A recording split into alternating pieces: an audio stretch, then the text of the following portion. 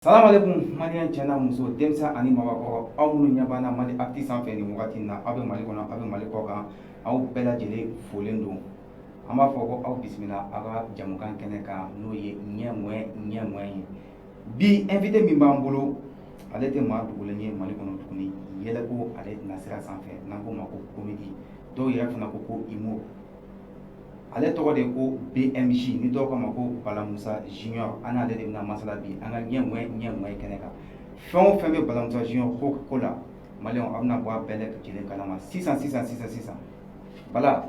Oui. Salam alaikum. Alaikum salam wa rahmatullahi ta'ala wa barakatuh. Kayfa al-hanta? Baasi t'i la kɔni. Alhamdulillah bil khairi. Bien. An y'i wele i nana n ka wele jaabi. A diyara n ye a ka di n ye i ka foli lase an lajɛbagaw ma an sɔrɔ ka tɛmɛ n'an ka ko ye. Y'a faamu bala an bɛ bɛɛ lajɛlen fo minnu bɛ k'an lajɛ yan minnu bɛ k'an lajɛ kɔ kan denmisɛnnin maakɔrɔ kodɔnna ni kunfin setigi ni sentan faama ni fantan karamɔgɔ ni kalanden ala ka nimanfɛn bɛɛ lajɛlen fɛn fɛn bɛ sɔli ma bolo an ka foli b'a bɛɛ lajɛlen.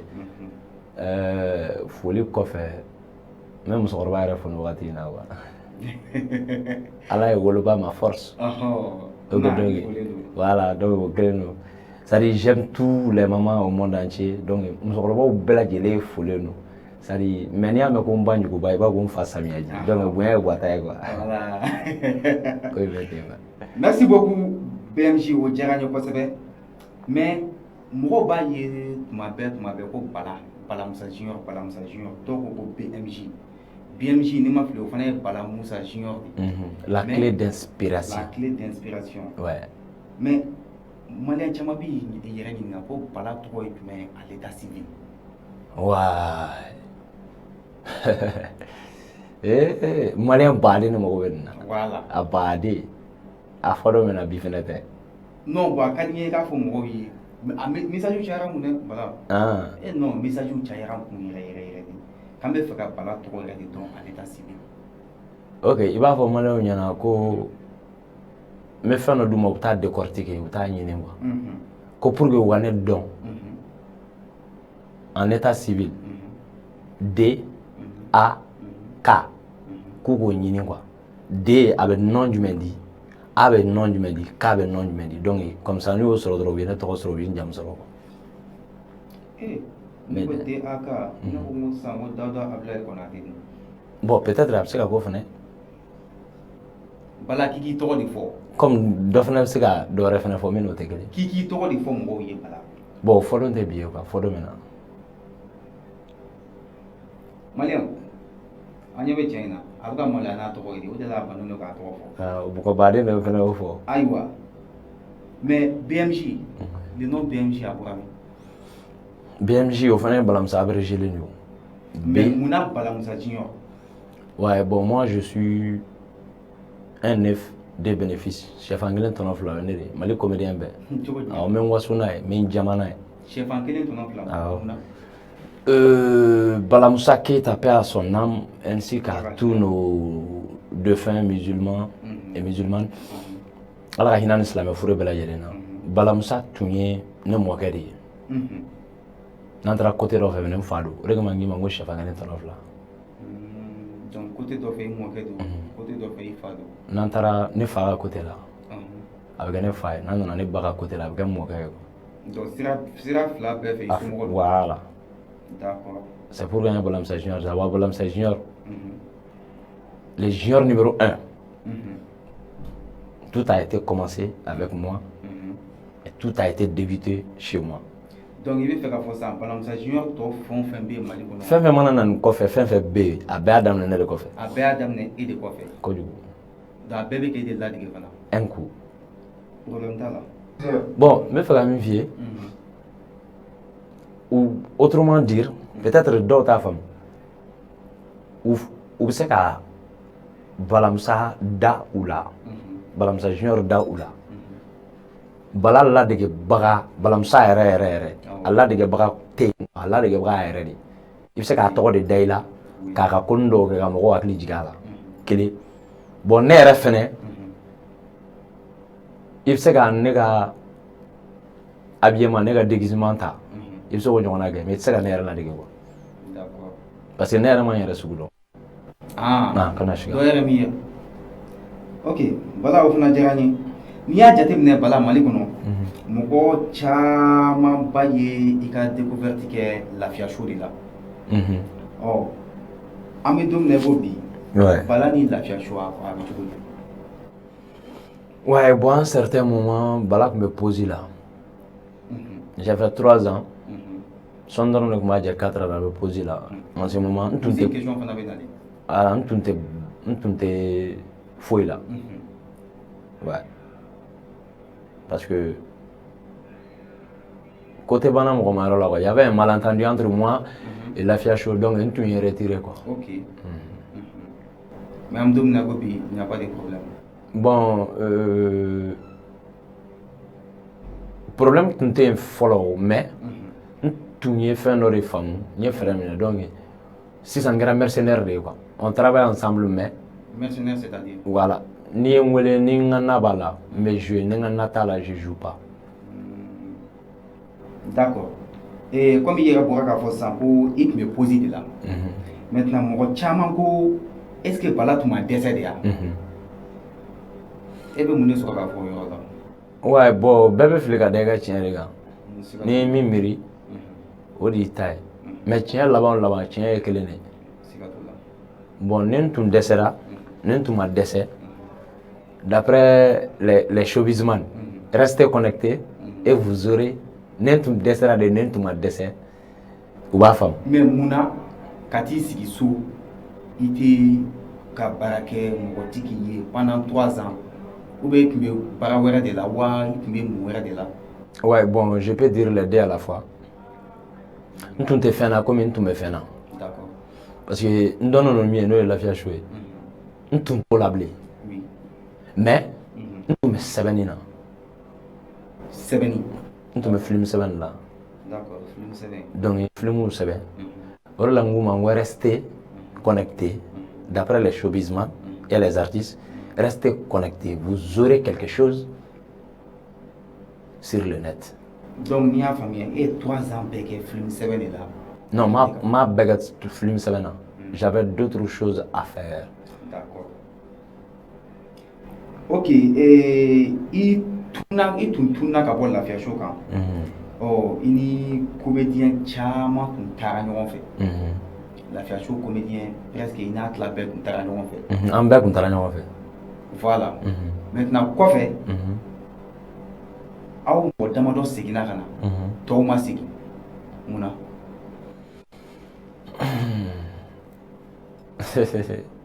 Ko émission in titre ye jumɛn?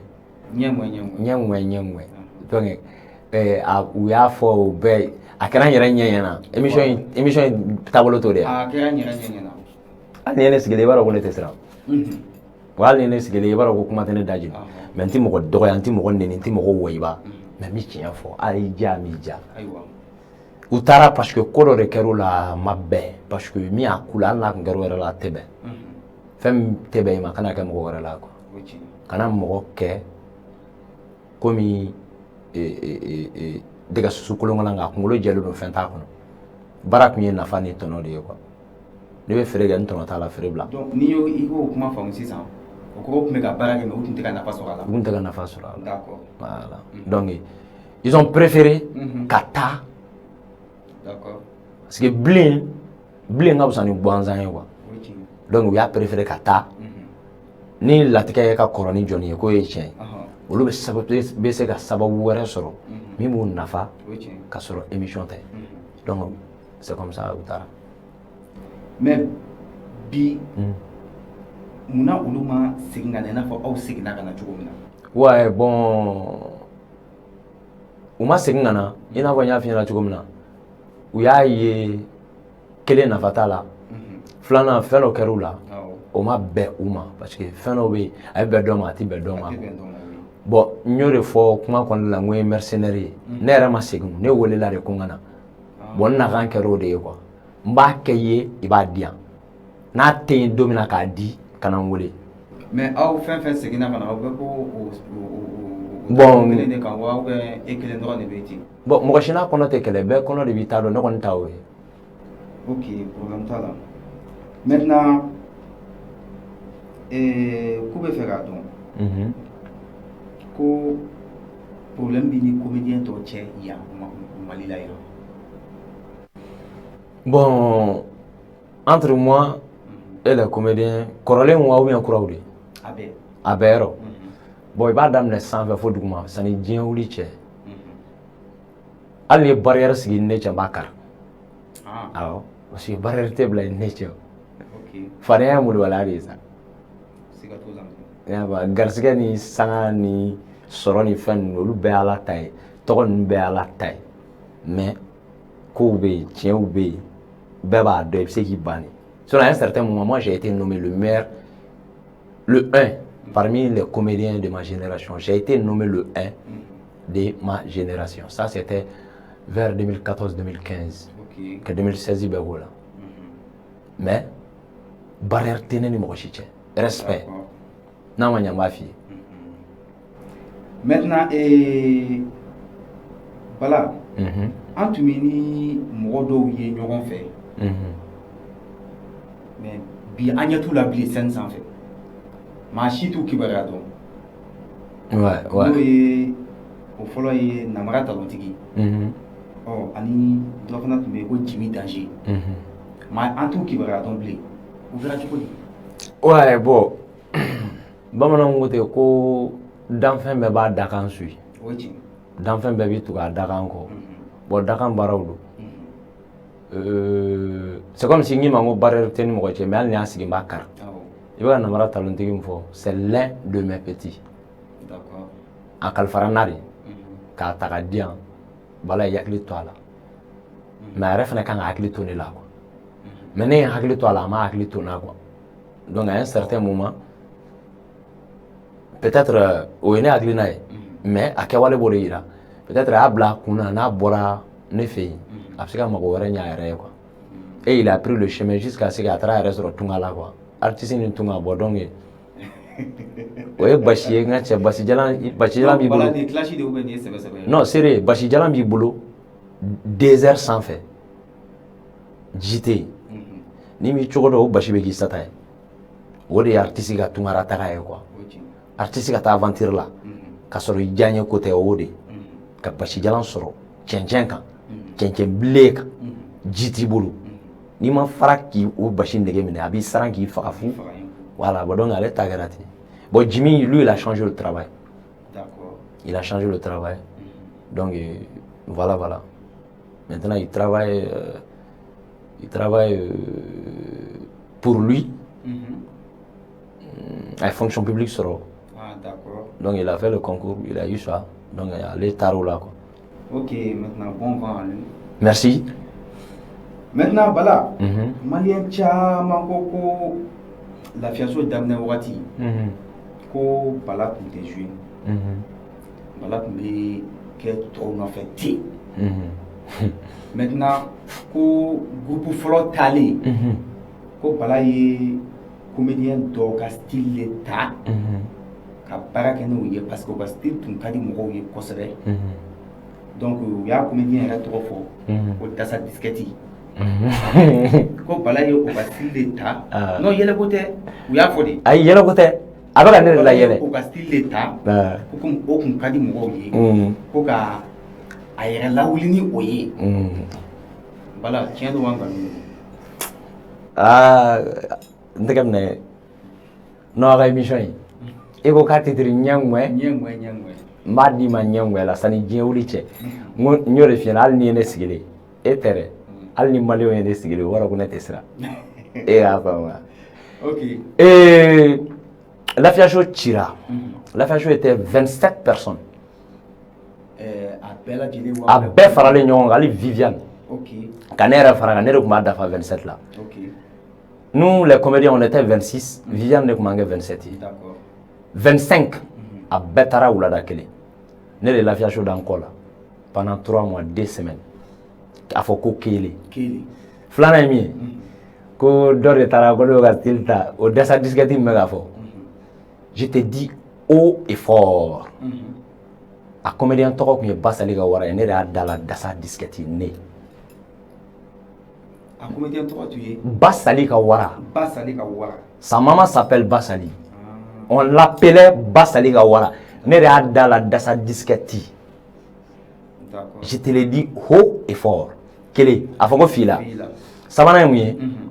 Mɔgɔ de bɛ ne ladege ne tɛ mɔgɔ ladege mɔgɔw bɔra yan nɔ ka taa hali Kurɛ Mali fo Guinée frontière la ka ne ka style ta parce que mɔgɔ dɔw bɛ yen ne ka d'u ye mais ma deli ka ne ka taa n ka style ta ka taa jouer n'a ye jusqu'à ce que ils ont gagné leur poche u bɛrɛma ta sɔrɔ ka na et après de kɔfɛ n y'o vidéo ye et la personne a eu honte a tigi maloyara a tun t'a fɛ ne ka vidéo ye ko in kɛlen kɔfɛ des mois et des mois je peux dire après un an comme ça ne ye vidéo ye mɔgɔ de bɛ ne ladege ne tɛ mɔgɔ ladege n bɛ tila k'a f'i ɲɛna de haut et fort a fɔ ko saba Mali bɛɛ i b'an ka génération fara ɲɔgɔn kan ni kɔrɔlenw ni kuraw i b'an bila scène kan n'i ko ko sketch ko ka pièce monter n'i sera ni n bɛ comédie dabila n'i ko ko humour n'i sera ni n bɛ comédie dabila ka wula la ka mun a la n ko k'a daminɛ fo Ismaël ninnu i b'an n'a yɛlɛ a fɔ ko bɛɛ k'a ka pièce monter a yɛrɛ a kana n'a ye i bɛ se k'a fɔ de n ta man di ye mais a ma ɲa ou bien a man di n bɛ n sen bɔ catiri bɔ la n bɛ n sen bɔ humour la. Ok Maliyɛnw a ye kuma mɛn Bala kɔni y'a sugu bɛɛ fɔ yan donc an bɛ taa ni question ye hali bi Bala. Ouais n tulo b'i la. O tɛmɛnen kɔ ka bɔ yen. Voilà. Ala ka gɛrɛbukɛ. Ah baara banna. Ɲininkali bɛ n bolo tuguni k'a tɛnku i la parce que mɔgɔ caman y'a fɔ tuguni k'u y'a dɔ kumakan mɛn k'a ye Mali humoriste bɛɛ lagosi ko aw tɛ professionnel ye ko parce que ko scène sanfɛ n'aw nana aw tɛ baara kɛ ni lumière ye ko lumière bɛ aw kan cogo min na lumière b'aw ka public kan ten fo jusqu'à ce que a ye comédien dɔ t'a tɔgɔ ma humoriste dɔ t'a tɔgɔ ma n'o ye Tilaba ye ka yɛlɛ o la ko ale mana ye comédien professionnel bɛ baara kɛ ni Tilaba ye k'a b'ale tɔɔrɔ Bala e hakilina ye jumɛn o la. Ne y'i ka kuma faamu ko professionnalisme tɛ an ka baara in na. Ko humoriste den kelen tɛ Mali la. Mali la. Min bɛ baara kɛ ni professionnalisme ye. Ko parce que ko ni na scène sanfɛ ko sariya minnu bɛ scène kan ko Mali humoriste t'a dɔn. Bien n bɛ segin n ka kuma yɔrɔnin dɔ kan n k'i ma n ko sanga ni tɔgɔ ye Ala ta ye maa ni bɛ se c'est pas le même. Yɔrɔ ne y'a f'i ɲɛna sisan n ko je te dis haut et fort i b'an ka génération fara ɲɔgɔn kan i tɛ se ni ne ye da tɛ c'est pas pour me jeter des fleurs i tɛ se ni ne ye parce que humour ye fɛn min ye ne b'a dɔn de quoi n ma tila la yɛrɛ kalan t'i ban mais i t'a dɔn ni ne ye an ka pièce monter n tɛ taa mɔgɔ ka pièce ta n'a ka di u bɛna nin thème ye an b'a bɔ ɲɔgɔn fɛ mais je vais mettre la différence entre ce que je veux montrer. Je vais mettre la différence entre toi et moi dans ça. Mais différence do in ne cɛ o la n'a fɔra k'an ka bɔn hakilina la fɛnɛ m'a fɔ i ta tɛ diya dɛ mais i tɛ ne de ci. Donc maintenant sisan tɔgɔ ni sanga ye Ala de ta ye. Maliyɛn bɛ star fɔ a tɛ star dɔn quoi Mali yɛrɛ bɛɛ faralen ɲɔgɔn kan n'i y'a star compter a tɛ tɛmɛ 15 kan quoi n'a cayara. Awɔ n'a cayara 15 quoi n'a cayara dɛ sinon n b'a fɔ n ko 10. Mali bɛɛ. De Kayi jusqu'à Menaka. De Kayi jusqu'à Menaka. Et puis ceux qui sont à l'extérieur, ils vont le faire. D'accord. Parce que star limité le nom. Donc, tɔgɔ ni sanga. Sanga man quoi. Ne yɛrɛ min bɛ k'a f'i ɲɛna. La popularité, la célébrité peut te mettre dans l'erreur. Sanga. A bɛ se ka maa bila fili la. Fili min i t'a dɔn fo kɔfɛ. Fili min bɛ se k'i mago sa sanni diɲɛ wuli cɛ. Fili min bɛ se k'i ka carrière don bɔgɔ la. O de bɛ ka jan kan quoi. Ça c'est un problème à nous tous. Ala k'an bɔ a fili kɔnɔ. Mais minnu tɛ fɛ ka bɔ a kɔnɔ o bɛ yen.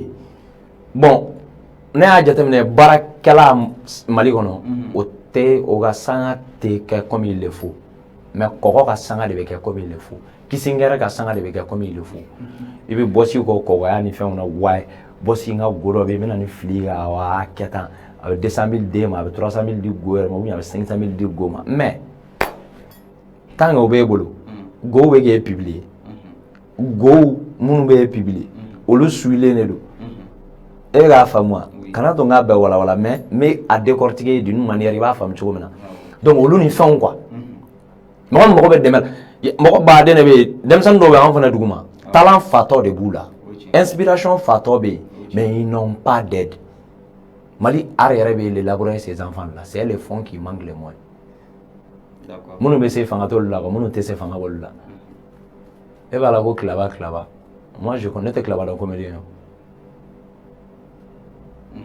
je sais pas un comédien il est quoi bon sinon Kilaba t'es comédien c'est pas un comédien ni un humoriste ok maintenant comédien tɔw ta bon bɛɛ bɛ fili ka dɛ ka tiɲɛ kan et puis problème management fana bɛ yen quoi parce que artiste ni manager ɲɛnama t'i bolo kelen n'i ma sɔn i n'i ka manager ka collaborer comme il le faut parce que avoir un manager et puis manager bɛ mɔgɔ min bolo ani manager tɛ mɔgɔ min bolo a ka art taabolo tɛ se ka kɛ kelen donc n'i y'a faamuya fɛn o fɛn ko cɛ ye kuma min fɔ ko tiɲɛ don ko Mali humoriste ko si tɛ baara kɛ ni professionnalisme ye mais bien sûr d'accord tant do mais a k'a faamu ko u bɛɛ tɛ le même pied d'égalité d'accord dɔ tɛ professionnalisme kɔnɔ parce que n bɔra ka min f'i ɲɛna sisan i bɛ taa sɔrɔ a b'o tigi la mais pour que a k'a kɛ il faut un manager i m'a faamu wa manager place ye min ye art kɔnɔ artiste kan k'o ɲini k'o dɔn de i m'a faamu wa bon artiste place ye min ye manager kan k'o ɲini k'o dɔn donc n'aw ye ɲɔgɔn place dɔn dɔrɔn baara bɛ ɲa ni baara ɲɛna dɔrɔn a bɛ taa professionnalisme kɔnɔ sika foyi t'a la quoi donc problème ko in ye ko fila de ye célébrité ni vent o kɛlen don ka artiste mago sa o tɛ ka professionnalisme ye manager ko b'a la fond ko b'a la donc le gars mɔgɔ min ye question posée il a la raison à 85%. D'accord Bala ouais waati bɛ kan gɛn buzangɛnɛ b'a bolo kojugu a b'an kɔ maintenant daburu ɲɛ kelen Bala i ka projet nataw ye jumɛn ouais bon n ka projet ye fɛngɛ de réaliser mes scénarios ok n ye film minnu sɛbɛn n bɛ fɛ k'u réaliser k'a lajɛ c'est à dire n sira ɲɛna ka baara min kɛ quoi est-ce que ça va aboutir à quelque chose d'accord a baara ɲana wa est-ce que ɲuman b'a kɔnɔ wa n bɛ fɛ ka scénario ninnu réaliser k'an sigi ka image lajɛ ka diɲɛ mɔgɔ lamɛn u bɛna min fɔ a kan ɲi bɛ mɔgɔ la jugu bɛ mɔgɔ la wa bon artiste n'i ko k'i t'i tulo tana mɛn i bɛ sen bɔ art la o y'art fan bɛɛ donc j'ai des scénarios à réaliser inchallah n b'a kan ok donc i ka foli ka laban plateau in ka yan bon n bɛ aw fo aw minnu ye hakilina sɔrɔ ka équipe complète bɛɛ fo ka malien bɛɛ fo ka africain bɛɛ fo je précise bien ka malien bɛɛ fo ka africain bɛɛ fo donc ka musokɔrɔba yɛrɛ fo